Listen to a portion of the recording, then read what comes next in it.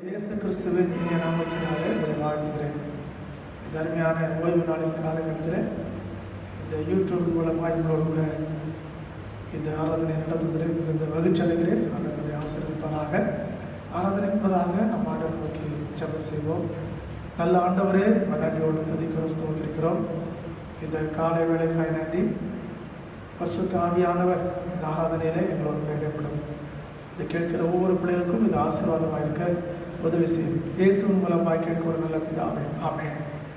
நமக்கு தெரிந்த ஒரு பாடல் நம்முடைய பாடப்புத்தகத்திலே 152வது பாடல் சத்திய வேதம் பக்தரின் கீதம் என்ற பாடலை என்னோடு கூட சேர்ந்து பாடுபடி நான் உங்களை அன்போடு கேட்டுக்கொள்கிறேன்.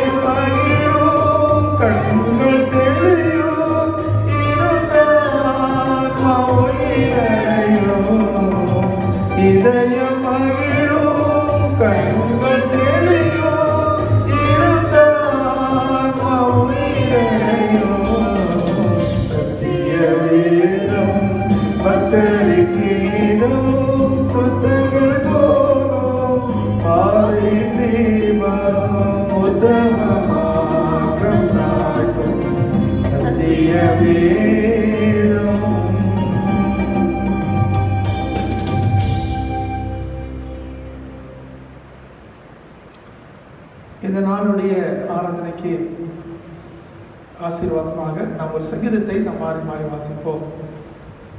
சங்கீத புஸ்தகம் 93ஆம் சங்கீதம் 93.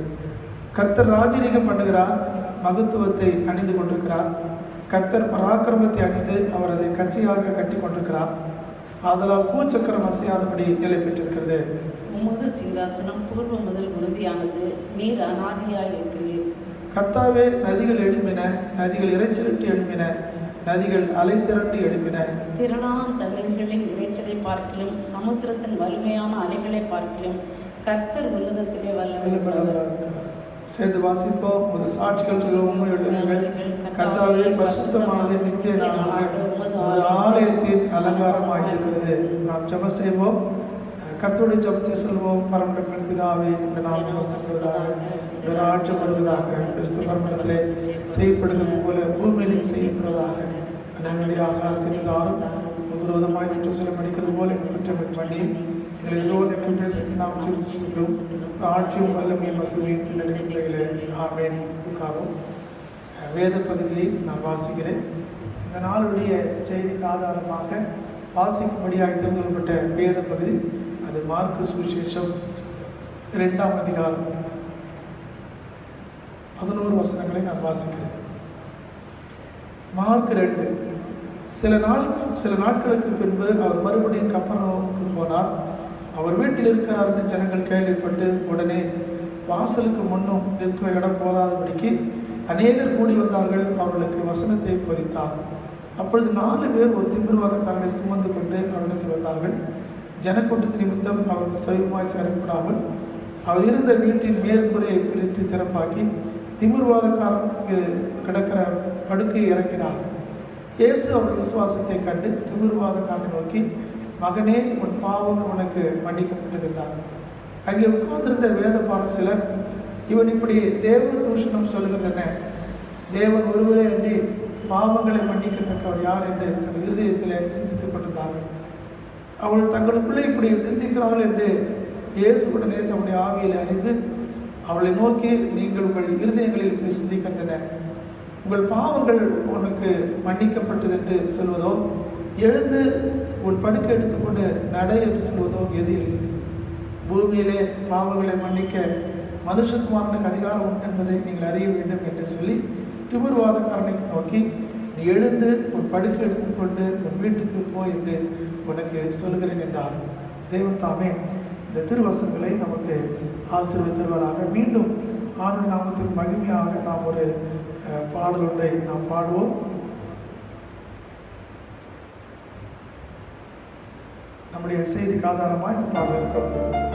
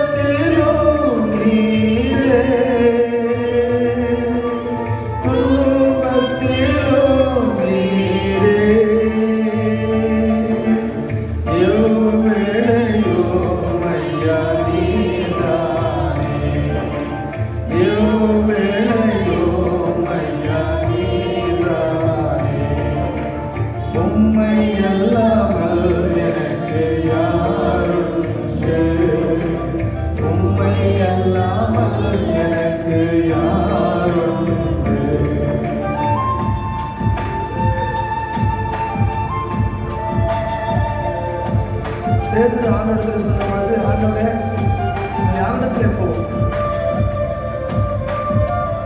சொன்னது போல நாங்கள் ஞானத்தில் போவோம். ஆண்டவரே நம்ம இல்லாமல் ஒரு வழி இல்லை என்று சொல்லி இந்த காலகட்டத்தில் கடவுளுடைய சமூகத்தில் நம்ம கொடுப்போம். அவர் தான் நமக்கு எல்லாமே இருக்கிறார்.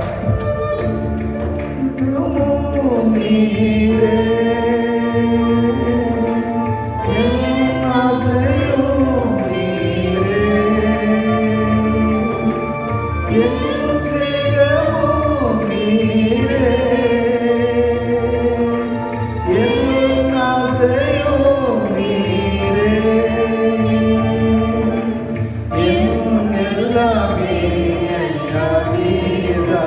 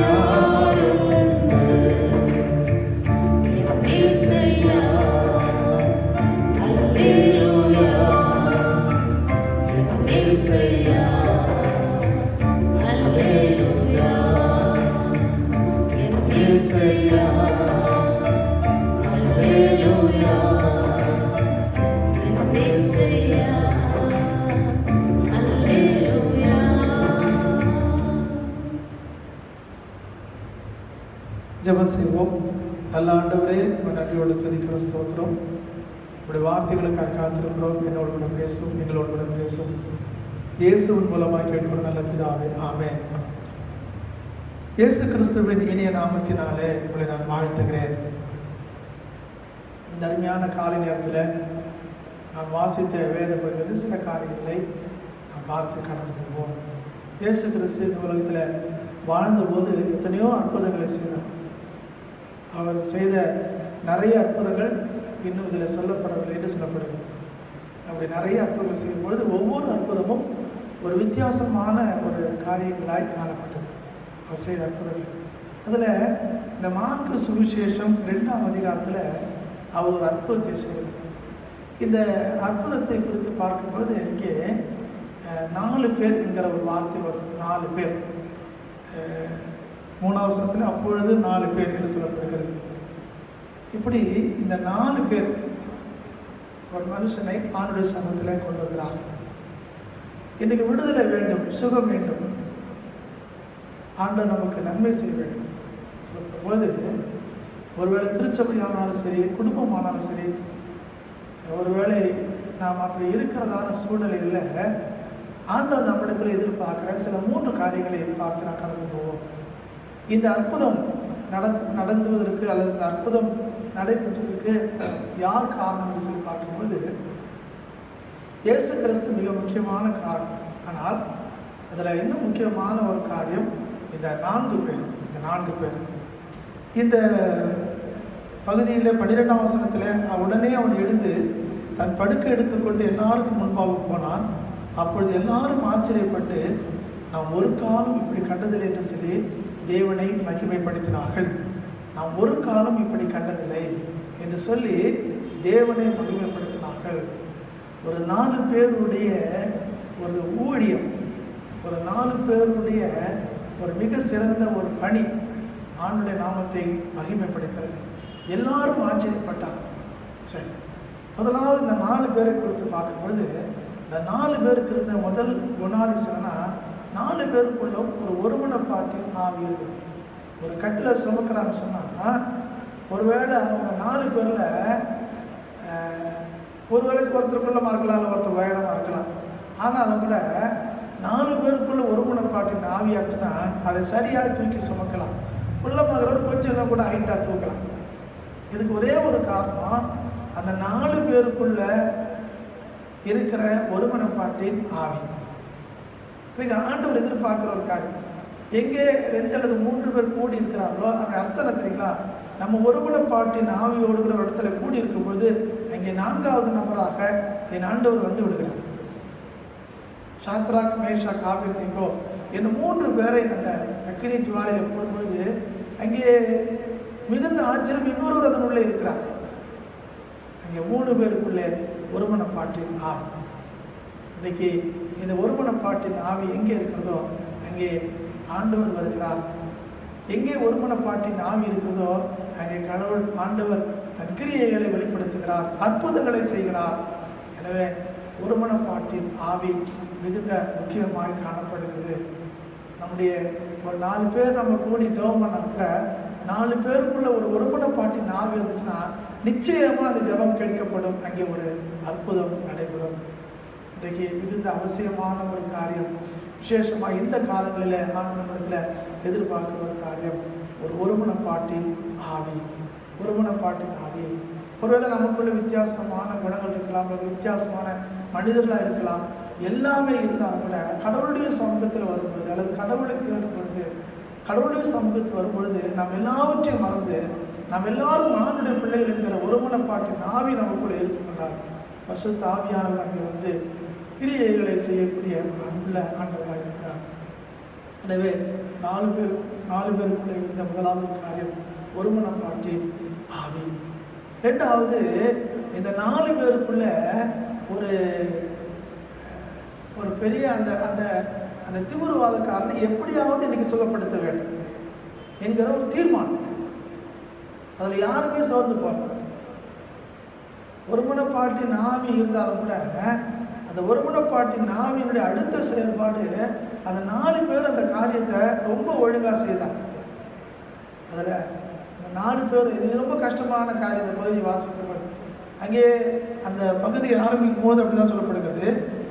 2வது வசனம், உடனே வாசலுக்கு முன்னும் நிற்க இடம் போதாதபடிக்கு அநேகர் கூடியிருந்தால் சொல்லப்படும். வாசல்லே இடம் இல்லை. அப்போ உள்ள எவ்வளோ பேர் உட்காந்துருப்பாங்க. இப்போ உள்ள அவனை தூக்கிட்டு போக முடியாது. அப்போ உடனே என்ன செஞ்சுருக்கலாம், சரி பரவாயில்ல, அவர் முடிச்சு ஜோம் பண்ணிட்டு பிரசங்கம் பண்ணிட்டு வெளியில் வரட்டும், அப்புறம் நம்ம கொண்டு போய் சுகப்படுத்திக் கொள்ளலாம், இல்லைன்னா இன்னொரு இடத்துல கூட பார்த்து பண்ணிக்கலாம். இப்போ உள்ளே போக முடியாது, இப்போ கூட்டத்துக்குள்ள கூட்டு போக முடியாது, ஏன்னா இந்த மனுஷனுக்கு கட்டில் இருக்கிறான், நடந்து போனால் கூட போக முடியாது, தூக்கிட்டு போக முடியாது, அப்படிலாம் யோசித்து அவங்க போகலை. அவனோட முயற்சி எப்படியாவது இந்த மனுஷனுக்கு விடுதலை கிடைக்க வேண்டும், எப்படியாவது விடுதலை கிடைக்க வேண்டும். எனவே அவர் என்ன செய்கிறார்கள், அந்த வீட்டினுடைய மேற்கூரையை பிரித்து அதன் உள்ளே ஒரு கட்டிலை இறக்குகிறாங்க. வீட்டினுடைய மேற்கூரையை ஒரு கட்டில் அளவுக்கு பிரிக்கணும்னா எவ்வளோ முக்கியமான ஒரு காரியம். இதில் இன்னொரு காரியத்தை இன்னொரு நபர் சொன்னால், அந்த ஜெபம் பண்ண அந்த வீடை கொடுத்தாரு பாருங்க, அவர்கிட்ட தான் ரொம்ப அப்ரிஷியேட் பண்ணணும். அவர் என்ன பண்ணார், ஒரு வேளை என்னடா திடீர்னு ஜெபம் நடக்குது, வீட்டு கூரை பிடிக்கிறாங்கன்னு சொல்லிட்டு அவர் எதுவும் வருத்தம் பண்ணல. அப்போ பாருங்க, அந்த அந்த அங்கே இருந்த சிலருக்குள்ள அப்படிப்பட்ட ஒரு பெரிய ஒரு முயற்சி, எப்படியாவது விடுதலை கிடைக்கும். நம்முடைய ஜெபங்கள்லாம் வந்து எப்பவுமே சோர்ந்து போகவே கூடாது. நம்முடைய ஜெபங்களோ அல்லது நம்முடைய ஆன்மீக சமூகத்தில் எடுக்கிற முயற்சிகளோ சோர்ந்து போகவே கூடாது. எப்படியாவது கடவுள் சுகம் தருவார்ங்கிற நம்பிக்கை, ஒரு பெரிய முயற்சி நமக்குள்ள இருக்கும் என்றால், நீங்கள் நல்லா இருக்கும்போது ஆலயத்துக்கு வரணும்னு அவசியம் இல்லை. நீங்கள் பலவீனமாக இருக்கும்போது கட்டாயம் கடவுளுடைய சமூகத்துக்கு வரணும். எப்படியாவது யாரையாவது பிடிச்சிட்டு வரணும். தேவ நிச்சயமாய் உங்களுக்கு சுகத்தை தரக்கூடிய ஆண்டுகள்.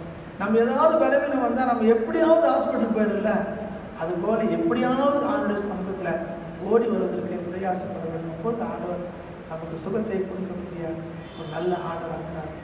3வது காரியத்தை நான் சொல்லி முடிக்கிறேன். அவர் சொல்லுகிறார், இயேசு 5வது, இயேசு அவர் விசுவாசத்தை கண்டு திமிர்வாதக்காரனை நோக்கி, மகனே, உன் பாவங்கள் உனக்கு மன்னிக்கப்பட்டது என்றார். அவர்கள் விசுவாசத்தை கண்டு. 3வது காரியம், அந்த 4 பேருக்குள்ள இருந்த முக்கியமான ஒரு காரியம் விசுவாசம். விசுவாசம் விசுவாசின் பேர் வச்சுட்டு போகலாமா வானாமா, சுகம் தருவாரா சுகம் தர மாட்டாரா, நடக்குமா நடக்குதா, நீங்கள் விசுவாசியே கிடையாது. உங்களுக்குள்ள உண்மையாக விசுவாசம் இருந்துச்சுன்னா அப்போ தான் நீங்கள் விசுவாசம். அப்போ அவங்க 4 பேருக்குள்ளே இருந்துச்சுன்னா, இன்றைக்கி இந்த கட்டில் தூக்கி போட்டு இவன் என்ன பண்ணோம், நடந்து போகணும் வீட்டுக்கு, இவன் வீட்டுக்கு போகணும், இவனை சுமந்து வந்துட்டோம், மறுபடியும் இவனை சுமந்துட்டு நம்ம வீட்டுக்கோ நம்ம ஊருக்கோ போகக்கூடாது. எனவே இவன் நடப்பான். ஏன்னா நாம் கொண்டு வந்திருக்கிற அந்த இடம் அப்படி, நாம் கொண்டு வந்து வைக்க போகிற நபர் அப்படிப்பட்ட நபர். எனவே ஆண்டவர் இது திமிர்வாத காலனுடைய விசுவாசத்தை அல்ல. ஒருவேளை ஆண்டவர் சொன்னார், உன் பாவங்கள் உனக்கு மன்னிக்கப்பட்டதால் தான் வேத பாரங்களுக்கு பாவம் வருது. அவனுக்கு இப்போ சுகம் தருவாங்களா, இப்போ பாவத்தை மன்னிக்க சொல்லுவாங்களா இல்லையா? அவர் எது எழுதுன்னு கேட்குறாரு. முதலாவது இதிலிருந்து விடுதலை பெற்றுக்கொள்ளட்டும் என்று சொல்கிறார். எனவே அந்த 4 பேருக்குள்ளே இருக்கிற விசுவாசம். ஒருவேளை நீங்கள் வீட்டில் எத்தனை பேர் இருந்தாலும் சரி, இல்லை திருச்சபையில் எத்தனை பேர் இருந்தாலும் சரி, விசுவாசத்தோடு கூட ஒரு ஜெபத்தை கடவுளுடைய சமூகத்தில் ஏறெடுக்கின்றார். தேவ நிச்சயமாய் இந்த அற்புதங்களை இன்றைக்கும் செய்யக்கூடிய ஆண்டவராக இருக்கிறார். எனவே நம்பிக்கையோடு கூட அவருடைய சமூகத்தில் கடந்து வருவோம். ஒருவேளை இன்றைக்கு இந்த சூழ்நிலையில் அநேக நம்பிக்கை இழந்திருப்போம். அந்த ஆண்டவர் நம்மிடத்தில் எதிர்பார்க்குற காரியம் நம்பிக்கையோடு கூட காத்திருப்போம். தேவ நிச்சயமாய் நம்முடைய வாழ்க்கையில் அற்புதங்களை அடையாளங்களையும் செய்யக்கூடிய ஆண்டவராக இருக்கிறார். எனவே 4 பேருக்குள்ளே இருந்த ஒருமனப்பாட்டின் ஆவி, 4 பேருக்குள்ளே ஒரு நல்ல முயற்சி, 4 பேருக்குள்ளே நல்ல விசுவாசம். இன்றைக்கி ஆண்டவர் உங்களுக்குள்ள அப்படிப்பட்ட ஒரு அந்த 4 பேருக்குள்ளே இருந்த அந்த ஒருமனப்பாட்டின் ஆவி, அந்த முயற்சி, அந்த விசுவாசம் இருக்கின்றால் இந்த குடும்பத்தில் அற்புதம் நடைபெறும், ஒரு சபையிலே அற்புதம் நடைபெறும், ஒரு தனிப்பட்ட வாழ்க்கையில் அற்புதம் நடைபெறும். அப்படிப்பட்ட கிருபைகளை ஆண்டவர் தந்து உங்களை ஆசீர்வதித்து காப்பாராக. கண்களை மூடி நாம் ஜெபம் செய்வோம். கர்த்தர் நம்மோடு கூட பேசியிருக்கிறார். அவர் நல்லவர், அவர் பெரியவர். நிச்சயமாய் நம்முடைய வாழ்க்கையில் அற்புதங்களை செய்யக்கூடிய ஒரு அன்புள்ள ஆண்டவராக இருக்கிறார்.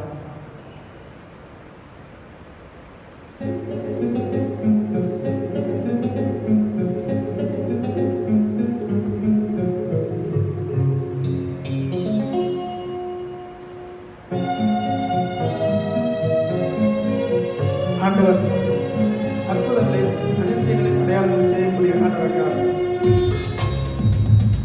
நம்பிக்கையோடு கூட காத்திருப்போம். நிச்சயமாய் நம்ம தேசத்துக்கு ஒரு அற்புதம் நடக்கும். அதிசயமாய் காத்திருப்போம்.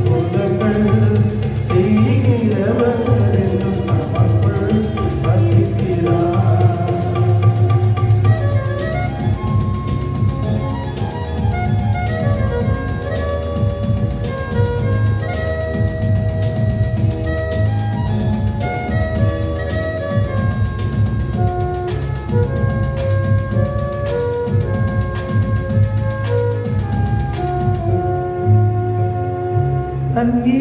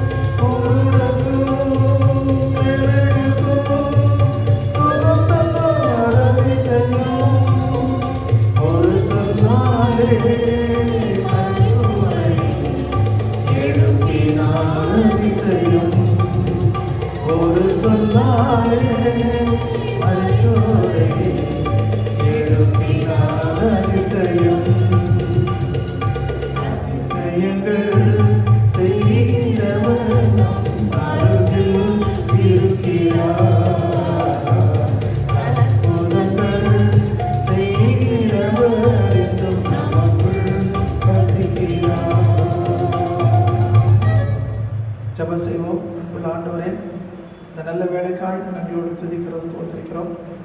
உடைய வார்த்தையை நாங்கள் கேட்டிருக்கிறோம் ஆண்டவரே. இன்றைக்கு கூட படுக்கையில் இருக்கிற ஒவ்வொருவருக்காக நாங்கள் வாரத்தோடு கூட ஜெபிக்கிறோம் ஆண்டவரே. நாங்கள் கூடி சேர்ந்து நம்பிக்கையோடு கூட ஜெபிக்கிறோம். படுக்கையில் இருக்கிற இந்த பலவீனப்பட்டிருக்கிற பிள்ளைகளை கர்த்தர் சுகப்படுத்தும்படியாக ஜெபிக்கிறோம். இன்றைக்கி ஒரு தேசத்தில் ஏராளமான பிள்ளைகள் படுக்கையில் படுத்திருக்கிறார்கள். பலவீனத்தோடு ஒரு பொல்லாத வியாதி நிமித்தமாக படுத்திருக்கிறார்கள். ஆண்டவரே உடைய வல்லமை அனுப்பியப்பா, படுக்கையில் இருக்கிற எல்லா மக்களையும் எழுப்பி நடக்க செய்யும்படியாக ஜெபிக்கிறோம். அது எந்த பலவீனமாக இருந்தாலும் சரிப்பா, நடந்து போவோம் ஆண்டவரே. நீ தொடுபடியாக ஜெபிக்கிறேன், என் சுகத்தை தடுபடியாக ஜெபிக்கிறான். அதிசயங்களை அற்புதங்களை செய்யக்கூடிய தெய்வம் என்பதை அறிந்திருக்கிறோம் ஆண்டவர். என் செய்த நாமத்தை மகிமைப்படுத்தும், ஒவ்வொருவரையும் ஆசீர்வதிக்கும். இந்த கிருபைகளை தங்கி இருக்கும்படியாக ஜெபிக்கிறோம். கர்த்தர் பெரிய காரியம் செய்யும், கர்த்தர் பொருட்படுத்தப்படும், தாழ்த்தும் படைக்கிற மாட்டார். யாராக இருந்தாலும் சரியான பலவீனங்களை மாற்றப்படும். அதுபோல திருமணத்துக்காக காத்திருக்கிற பிள்ளைகள், ஆண்டவர் குழந்தை பாக்கியத்துக்காக காத்திருக்கிற பிள்ளைகள், பிரசவத்தை எதிர்நோக்கி இருக்கிற பிள்ளைகள், வேலை இல்லையே வருமானம் இல்லையே என்று சொல்லி வருத்தப்படுகிற பிள்ளைகள் எல்லாருக்கும் ஜெபிக்கிறோம். கர்த்தர் அற்புதங்களை செய்து திருச்சபையின் குடும்பங்களுக்காக ஜெபிக்கிறோம். ஆண்டவரே நீர் ஆசீர்வதித்தார், தொடர்ந்து பாதுகாத்துக்கணும். என்னுடைய தமிழ்நாட்டுக்கு சீக்கிரமாக ஆண்டவரே இந்த பலவீனம் எல்லாவற்றையும் நீக்கி ஜனங்கள் எல்லாம் சுகத்தோடு கூட பழைய நிலைமைக்கு திரும்பி வர ஆண்டவரே உதவி செய்யப்படியாக ஜெபிக்கணும். என் பெரிய காரியம் செய்ய பொறுப்பெடுத்துக் கொள்ளுங்கள், ஆசீர்வதிக்கும், தாழ்த்தப்படுகிறோம். இயேசுவின் மூலமாக கேட்கிறோம் நல்ல பிதாவே, ஆமென். ஆசீர்வாதத்தை பெற்றுக்கொள்வோம். நம்முடைய ஆண்டவராக இருக்கிற இயேசு கிறிஸ்துவின் கிருபை, பிதாவாகிய தேவனுடன் பரிசுத்த ஆவியானவருடைய அரவணைப்பு வழியிடத்தில் பார்த்து அனைவரும் இன்னும் பொறுத்து இருப்பதாக. ஆமென். என் ஆத்துமாவே கர்த்தரை ஸ்தோத்திரி, எப்பொழுதும் பரிசுத்த நாமத்தை ஸ்தோத்திரி. என் ஆத்துமாவே கர்த்தரை ஸ்தோத்திரி, கர்த்தர் செய்த செயல்பாடுகள். ஆமென். மீண்டும் ஒரு விஷயம் நான் உங்களை வாழ்த்துகிற கர்த்தர்களை ஆசீர்வதிப்பதாக.